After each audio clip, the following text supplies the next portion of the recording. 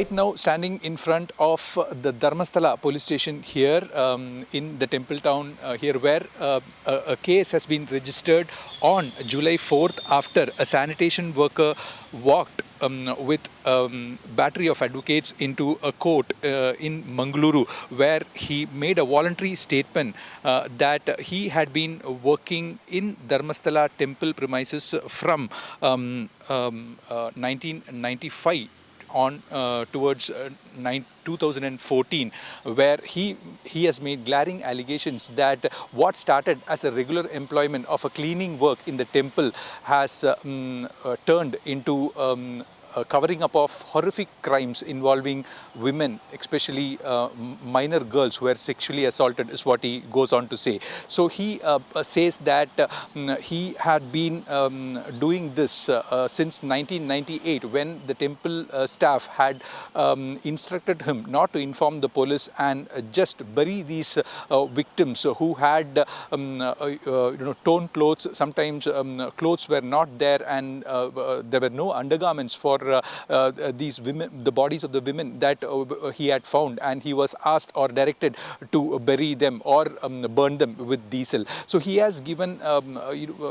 his voluntary submissions with the magistrate,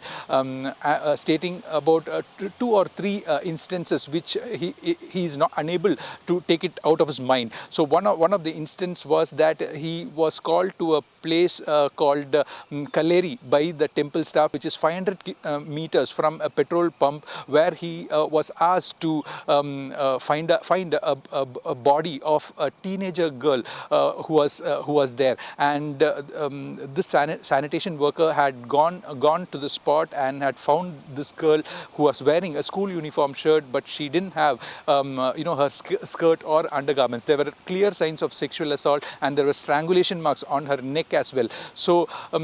he was simply asked to take this body and bury it at that place with the school bag, is what he has mentioned in that complaint. And this scene he is unable to forget, is what he has mentioned before the magistrate. The second incident that he's mentioned mentioned in his submission is that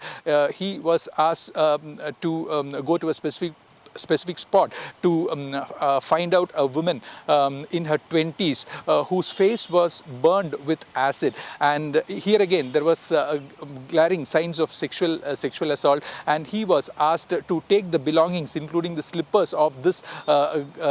woman, and he was asked to pour diesel on her body and burn it so that it goes without traces. So these 2 incidents wouldn't go away from his mind, is what he had submitted with the magistrate. Now, according to sources now from the newly formed SIT, what we gather is that they are collecting the UDR details over the past 2 decades from this police station, the missing person list from this police station over the past 2 decades, and they will try to find out connecting links or a